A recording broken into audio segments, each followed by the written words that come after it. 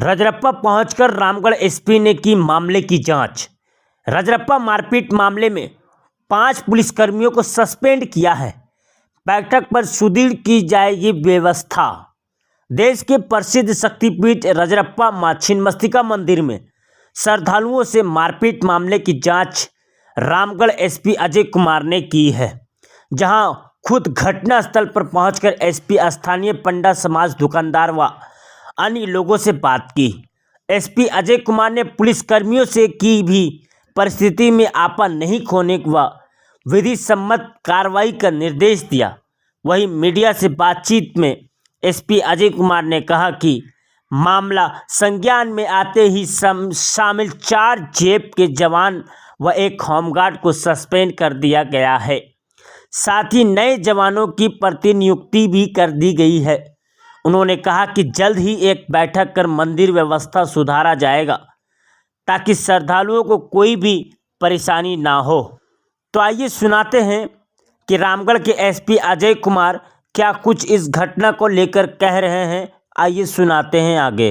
Social media पे कुछ video viral हो गया कि कुछ पुलिसकर्मी यहाँ रजरप्पा मंदिर कैंपस में मारपीट कर रहे हैं और उसका तुरंत मेरे द्वारा सख्त संज्ञान लिया गया और हमारे हेडक्वार्टर डीएसपी को इसकी जांच के लिए सौंपा गया और हेडक्वार्टर डीएसपी आके उन्होंने यहाँ पे जांच किया और मैं भी स्वयं आया हूँ क्योंकि ये रजरप्पा मंदिर पूरे झारखंड का, भारतवर्ष का बहुत ही ये सिद्ध पीठ है और जगह जगह से लोग यहाँ दर्शन करने के लिए आते हैं। तो यहाँ पे व्यवस्था पूरी तरीके से बनी रहनी चाहिए और ऐसी जब सूचना मुझे मिली तो मैंने भी आके जांच किया।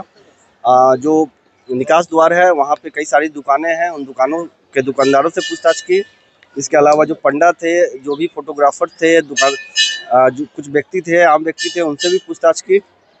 इसमें पता चला कि कल कुछ फैमिली वहाँ पे दर्शन करने के लिए मंदिर में आई थी, मगर वो लाइन में न लग के निकास द्वार जो कि काफ़ी पीछे है, जो कि कई दुकानों के बाद और काफ़ी गली में निकास द्वार है, जो कि आम लोगों को दर्शन के निकलने के बाद ही पता चलता है।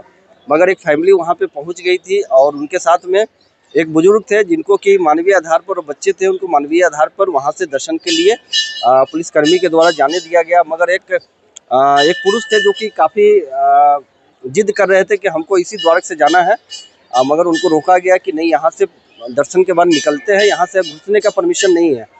और उसके बाद वो फोर्स के साथ में वहाँ जो पदाधिकारी साथ थे उनके साथ में तू मैं करने लगे और बात इतनी बढ़ गई कि फोर्स के साथ वो धक्का मुक्की करने लगे। जो प्रसाद था उसको भी वो प्रसाद नारियल उसका भी दुरुपयोग करने लगे और इसी क्रम में जो पुलिसकर्मी इधर उधर ड्यूटी कर रहे थे उन्होंने देखा तो फिर आके उनके साथ में जो पुलिसकर्मी थे, जो वीडियो में दिख रहा है कि बहुत उनके द्वारा फिर लाठी और डंडे से जो व्यक्ति थे उसकी मार पिटाई कर दी गई, जो कि ऐसा नहीं होना चाहिए था।